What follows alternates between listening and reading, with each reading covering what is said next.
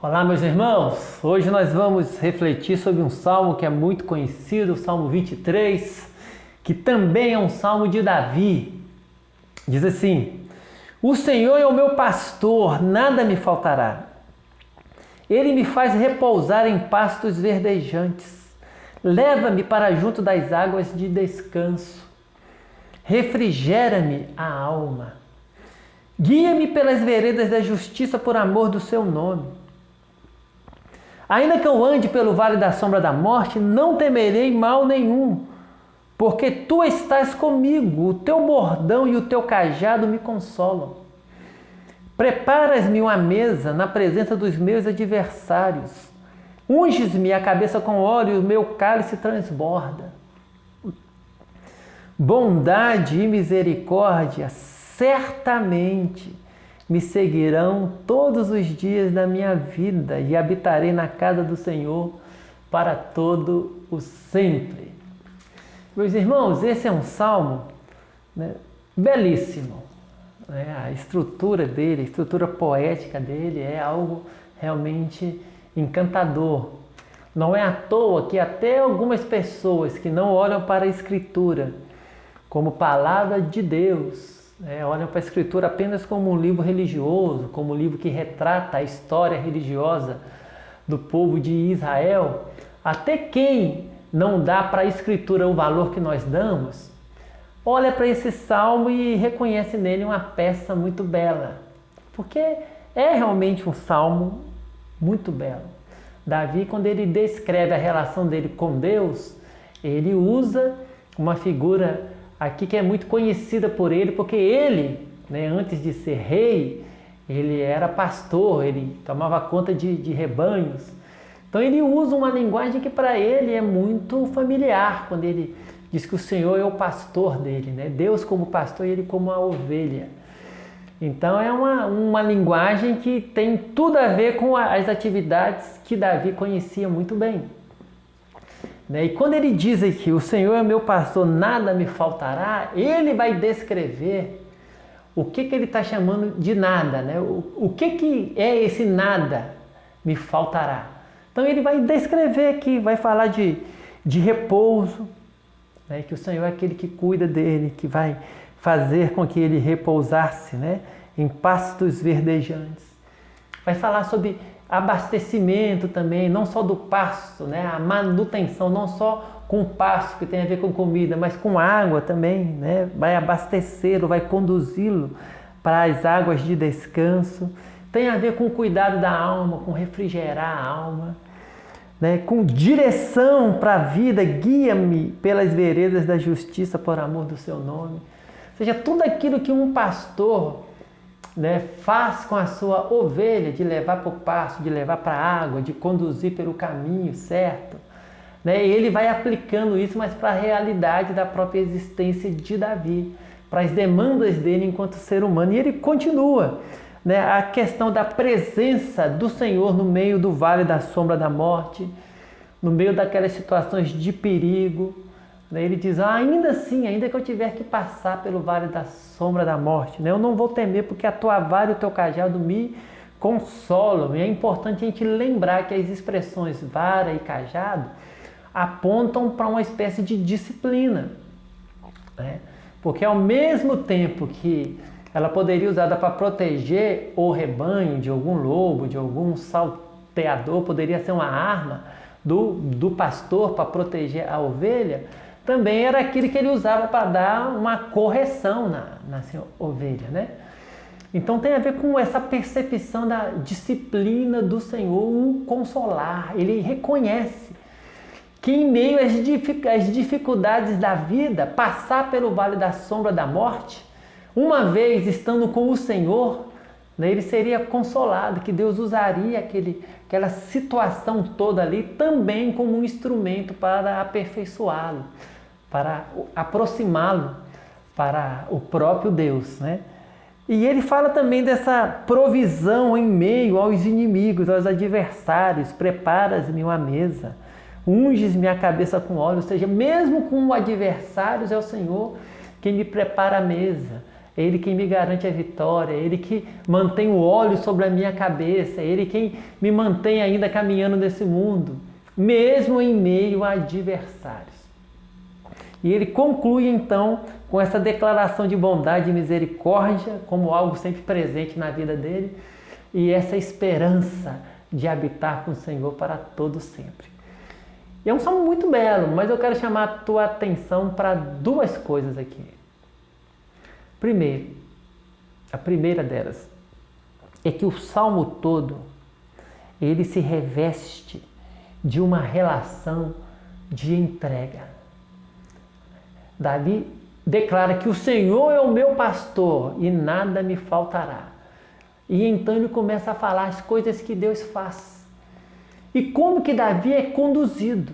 Tudo aquilo que é dito apresenta uma relação de entrega de Davi, de disposição de se deixar guiar, de se deixar levar, de se deixar pastorear.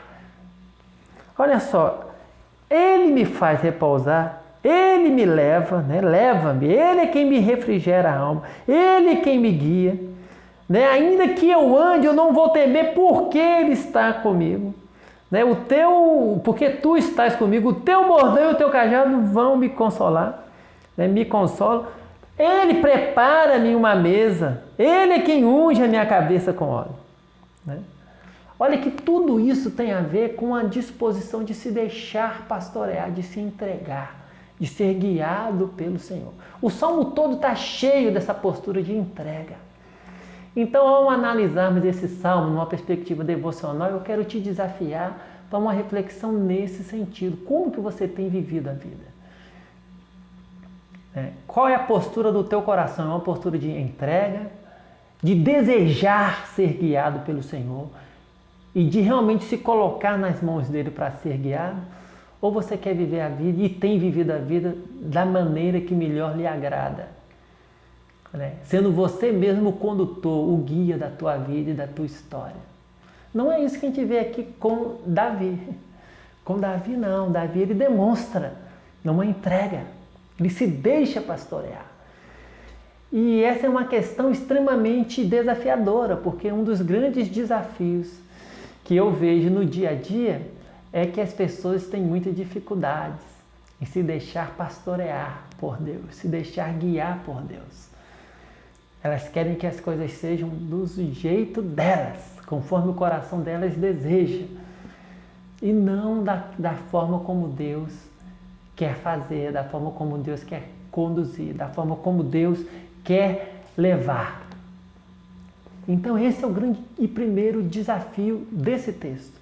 É a gente aprender que o nosso chamado no Evangelho é para ser ovelha. Onde Deus é o nosso pastor, onde Ele nos conduz, Ele nos guia. Ele nos consola, mas ao mesmo tempo Ele nos orienta. A palavra dele tem que ser o nosso norte. Nós temos que aprender a ler a palavra do Senhor, não para encontrar nela aquilo que vai confirmar e reforçar aquilo que o nosso coração já estabeleceu. Não, temos que aprender a ler a palavra do Senhor, principalmente para encontrar nela coisas que apontam na direção contrária daquilo que a gente quer. Ou seja, temos que aprender a ler a Bíblia contra o nosso interesse. Porque com muita frequência nós vamos encontrar na Escritura justamente coisas que contrariam os nossos interesses. Por questões óbvias. Porque Deus é bom, é justo, é reto e nós não somos. Nós não somos bons, justos e retos. Então é de se esperar que com uma frequência enorme, muito grande, predominante, esmagadora, os nossos interesses e os desejos do nosso coração entrem em rota de colisão com aquilo que a Escritura nos revela, com aquilo que Deus nos revela em Sua palavra. Então esse é o primeiro desafio, o primeiro grande desafio desse texto. É que a gente aprenda que somos ovelhas. E que andar com o Senhor é andar submisso à orientação dele. E a segunda coisa que esse texto nos ensina, que eu quero destacar aqui, nessa perspectiva de uma análise devocional, é que andar com o Senhor, nos deixar guiar pelo Senhor, vai produzir em nós isso que nós lemos no versículo 6, que tem a ver com amadurecimento, né, com qualidade de vida do ponto de vista espiritual e com esperança. Olha só como que Davi vai concluir o salmo. Bondade e misericórdia certamente me seguirão todos os dias da minha vida. Olha, andar com o pastor faz com que a gente experimente de bondade e misericórdia por todos os dias.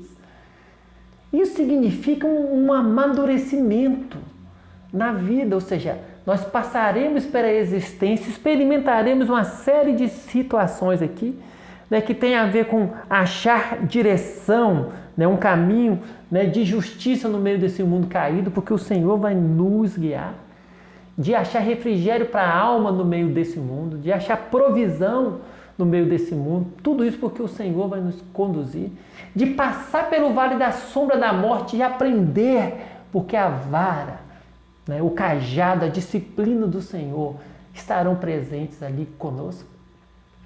De ter que enfrentar inimigos, mas não se desesperar, porque é o Senhor quem vai preparar a mesa e vai ungir a nossa cabeça com óleo. Tudo isso, quando a gente vive dessa forma, o que acontece? A gente envelhece e envelhece bem, porque a bondade e a misericórdia estarão conosco. Ao passo que, quando as coisas não são assim, a gente envelhece e fica amargo. A gente não amadurece na fé. Espiritualmente falando, a gente não ficou amadurecido, a gente apenas envelheceu cronologicamente. A gente contou vários anos, mas não amadurecemos. O tempo passou e nós ficamos amargos. Mas quando andamos com o Senhor, a experiência é outra, porque a bondade e a misericórdia nos acompanham. E a gente vive com o coração cheio dessa esperança. E habitarei na casa do Senhor para todo sempre. Meu irmão e minha irmã, o Senhor é o teu pastor. A pergunta que nós temos que fazer é: nós somos a ovelha dele? Fomos chamados para sermos ovelhas. Então se deixe pastorear. Se abra cada dia na presença do Senhor. Se submeta às orientações do Senhor. Aquilo que o Senhor já revelou na sua santa palavra. Se submeta à voz do Espírito falando no teu coração e na tua consciência. E aprenda com o Senhor dia após dia, para que a bondade e a misericórdia, em te perseguindo, elas te transformem a cada dia também. Para que você amadureça, cresça na presença do Senhor e caminhe nesse mundo cheio de esperança, sabendo a quem você pertence e a quem você está destinado a viver com Ele e a desfrutar da presença dEle para todo sempre. É o teu pastor, é o Deus que criou os céus e a terra, é aquele que te redimiu, aquele que te comprou, aquele que enviou o próprio Filho para te salvar e te dar vida eterna. Que o Senhor te abençoe, te fortaleça e te dê um ótimo dia em nome de Jesus. Amém.